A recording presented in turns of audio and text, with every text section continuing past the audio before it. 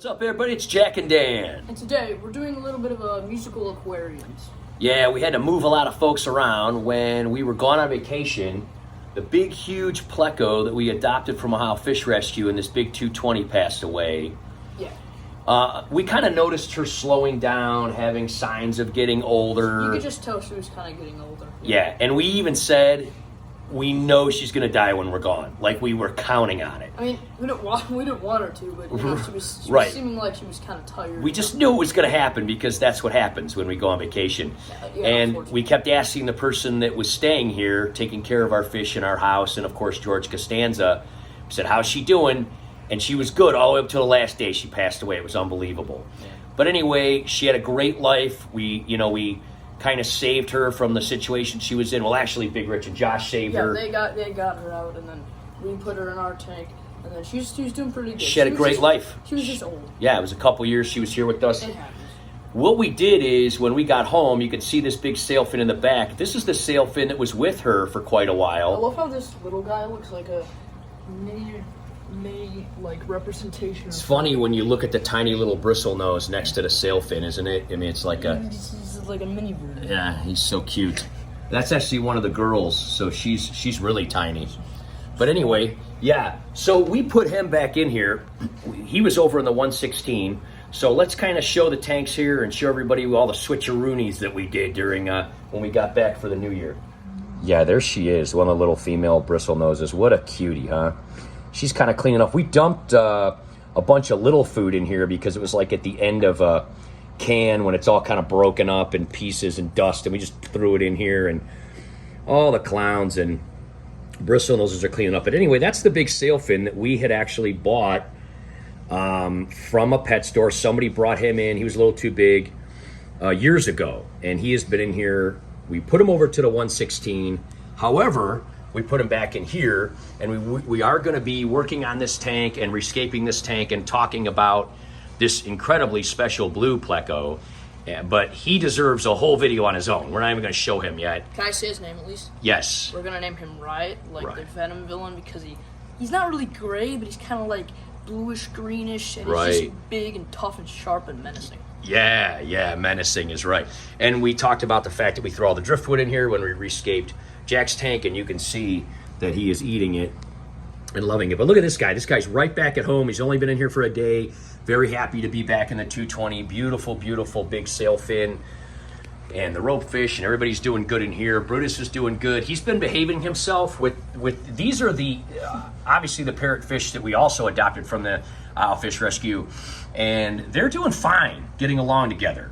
You know, it was very upsetting that he kind of went off and unfortunately killed our parrotfish, but again, that's how things go when you get a rescue. He It was could have been protective. the clown loaches. We're not really 100% sure. Well, he was definitely bullying them, but He was, yeah. it happened very quickly, and so anyway, we're not sure that we're necessarily going to give him his own tank or possibly keep him in here. But in this tank, what we did, With the turtles. we could, but we're not necessarily going to make that a warm water Yeah. pond, so we're not exactly sure how that's all going to go, but that's a future project too. This guy's getting really big. This Pleco right here. Right, so here's what we did. In this tank, we took that big sailfin out, put him in there. The reason is the vampire Plecos, which are one of our absolute favorite, otherwise known as galaxy Plecos. Oh, there's one right there. Let's see if we can get him before he runs away behind. They're a little skittish sometimes. These guys have teeth, and they're one of the Plecos that has teeth. Of course, the big blue Pleco has teeth too, and we're going to be talking about that when we do the video on him. But anyway, these guys have teeth, and they have been known to eat snails. And they were okay for about a month in here, but they must have tried one, got a taste for them, and we said, hey, let's get them out of here. So we took all the snabies and all the snails that we had in here. We grabbed them with that little Doc Ock thing, right? That we got from your great-grandfather. Arm, we just took him by the shell. It didn't hurt him. We just took him by the shell. And it Yeah, took them and put them in the other tank. And we've talked about that little thing. It's a great tool to have, little grabber thing in other videos. Lots of tiny things. We also kind of fixed up the rocks and stuff. So anyway, all the snails are out of here. And what we decided to do was to put, oh, look at the Farlawella. He's cleaning his eye. So- Budge. So we put the The 4 Farlowella in here that we got at the Ohio Cichlid Association Extravaganza, they're doing amazing. This is the biggest one right here already. About doubled in size since we got them. Look at the streamer coming off this guy's tail. I mean, wowza. They kind of look like those carpet sharks that hide under the sand. Yeah, really neat. And they change colors when they go from the white to the black and things like that. They change subtle colors, yeah. So 4 of those guys in here, a lot of times they hide inside the vases and stuff. There's another one over there on the other side, but this is the biggest one. Very comfortable being out in the open. We decided to take the albino sailfin from the Green Lantern tank, put him in here, and then put that big sailfin back over to there, because since that large one has passed away, we needed more help in there keeping that one clean. And then we thought the reason that we wanted to put the sailfin in here was these Farlowella and these galaxies, or vampires otherwise known as, do a great job. And you can see this guy here, I mean, really cleaning. Here's one of the smaller Farlowellas, cleaning the vase, cleaning the gravel. I mean, look at the gravel where this bamboo comes out. It's so clean. I mean, it's ridiculous. But they're not huge at cleaning the glass. So that's why we put this guy back in here, and he's going to do an awesome job at doing that, and he seems right at home, and he's digging it. We are also in the process, we're going to get some more Anubias. As you remember, when this tank leaked and went through all that, some of this Anubias died.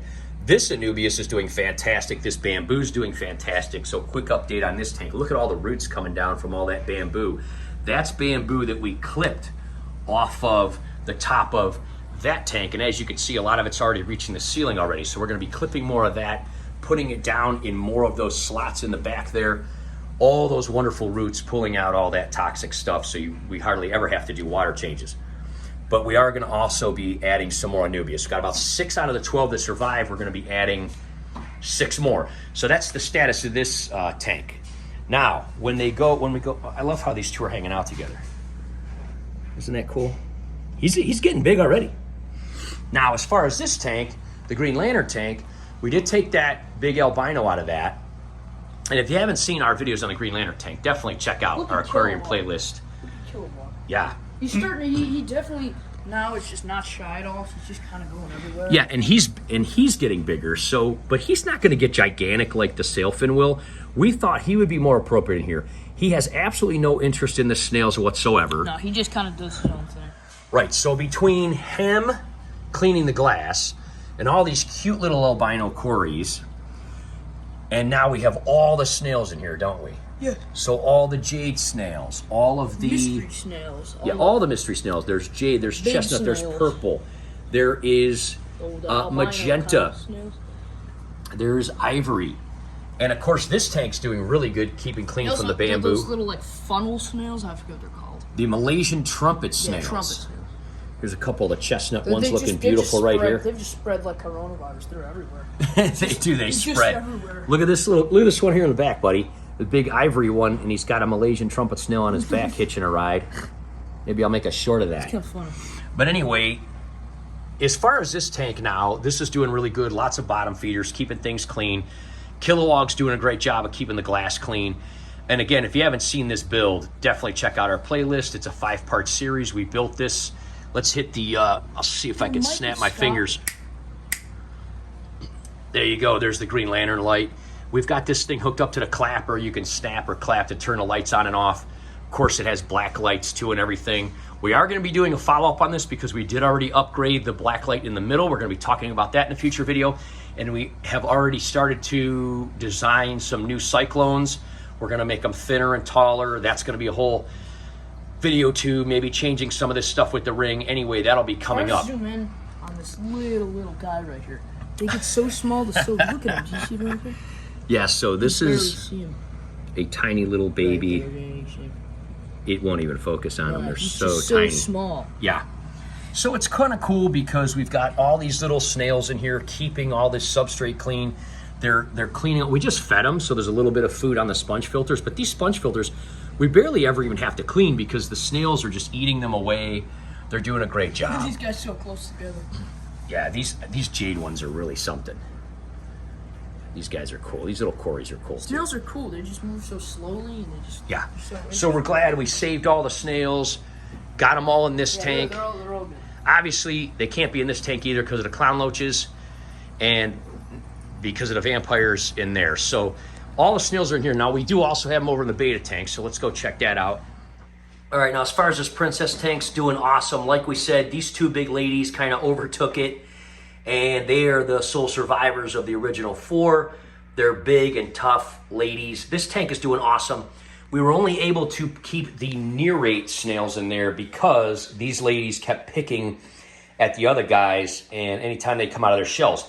Neorite snails, however, they don't really come out of their shells. They just kind of hang out in a little circle. They just kind of sit there, like that one over there. Yeah, they move around, but they don't come open as much. Now, we have 2 small horned Neorite snails. There's one there, and then there's 2 on that back wall of the larger ones, the striped kind of tiger ones, as they call them. And those, of course, as Jack always says, signify the beach balls, right? Yes. Now, these ladies do check them out, but again, they don't really come out of their shells the way a mystery snail does, so they leave them alone. This tank's doing great. We are going to be trying to breed these ladies soon with Wade up here. So what we did is we took all of the snails that were with them, since they wouldn't leave them alone, and put them in here. They're doing awesome. So there's a lot of snails in this tank. We got a lot of glare because it's like the middle of the day, but we do a lot of videos on this tank, and we will continue to. The pothos is doing fantastic. This tank is now, what, 2.5 years old or something? Yeah. And it just continues to do awesome. We did throw a little bit of moss over here. We just had a little wad that came in a bag, and just kind of, we held it down with like a spike of cuttlefish bone, because we put that in here for the snails, and just stuck it in the sand. It's just growing. It's just doing awesome. It was a tiny little wad about the size of a quarter. Look at it, man. It's just taking over that whole side of the tank. Wade's up here. He's just checking us out. What's up, Wade? He's like, you gonna bring those females up here sometime this year? Yes, sorry, we've been busy, Wade. We will work on that, though. But anyway, all the snails are in there. They're doing totally awesome. We've got all the different mystery snails we got from Foxy's Fish and Pepperland Creek Aquatics, in addition to some golden snails that we already had in there.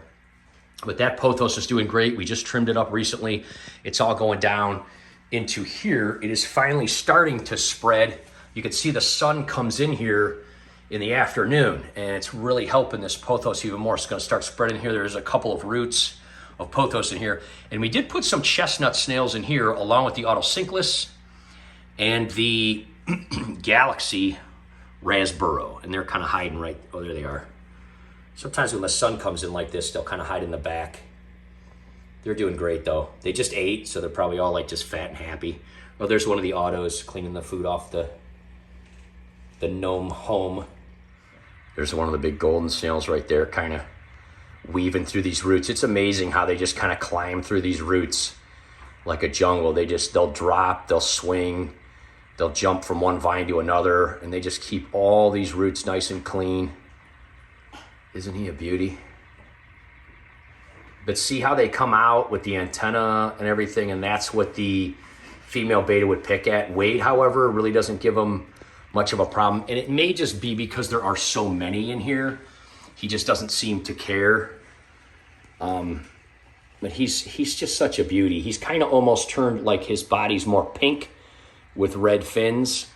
Ended up changing colors on us a little bit, but he's doing great. And we're going to be introducing him to some of the females lately, and that's why we actually put this tank together, because after he has the babies, we're going to probably put him in here for a while. Oh, check this out. Now, how cool is this? We put some of these little crushed flakes in here, and look at these snails crawling upside down on the surface of the water. He's like Mr. Miyagi. He's defying gravity. Grabbing the flakes. How cool is that? Anybody who has snails, you see them do this, but He's it's kind of defying neat. gravity. I've only seen that like once before. This one is doing it This too. one's doing it over here too. He's just come off the glass. Isn't that cool how the sun's hitting him? It's absolutely bonkers. This guy's really he's really moving, man. Right along the surface tension of the water. That's how small they are, that they can just put their foot on the surface tension of the water. He's just grabbing these tiny little crushed flakes. That's how thin, like, they're like gel is. Yeah. It's really neat because they keep the tank so clean. There he is right there. Isn't that cool? So yeah, probably make a little short of that too. It's crazy. This tank's doing great.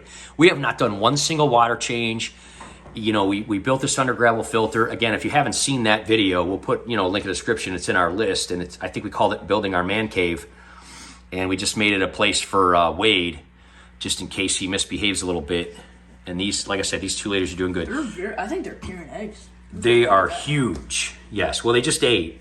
But these are big, tough ladies. And that's kind of why they won the fight. I mean, the 4 of them were in here. They were getting along pretty well. But these two decided, you know, they wanted to take over. So, and again, we don't really do water changes in this tank either. We just feed them a little bit. Really need to. Well, those pothos roots just pull out the stuff. Got that tiny little sponge filter in here. There's a little guy crawling across the vase there. So anyway, guys, we just want to do a quick update. Let everybody know about our musical aquariums. Came home from vacation. Honestly, we were very happy. We didn't really have many losses. We were gone for a long time. No, yeah, but that was like one of the longest vacations. It was a long winter break, which we needed. We're happy we took it. But again, we knew that young lady was doing not so hot. And so we kind of had a feeling that we were going to lose her. We did also lose a couple of the big female gouramis that Jack had in his tank. We are going to be doing a video on an update and adding more fish to that soon. We just recently did a video on some changes that we made on it before we left for vacation. But we're going to be doing a video again soon, adding more. Those golden gourami females in your tank were really old. Some of those were actually as old as you. I mean, 13, 14 years I had those golden gouramis ever since Shaq was born. And it was a group. About, yeah. They just started slowing down. We didn't even know that they were gone because there's so many plecos in that tank that when they died, they just ate them.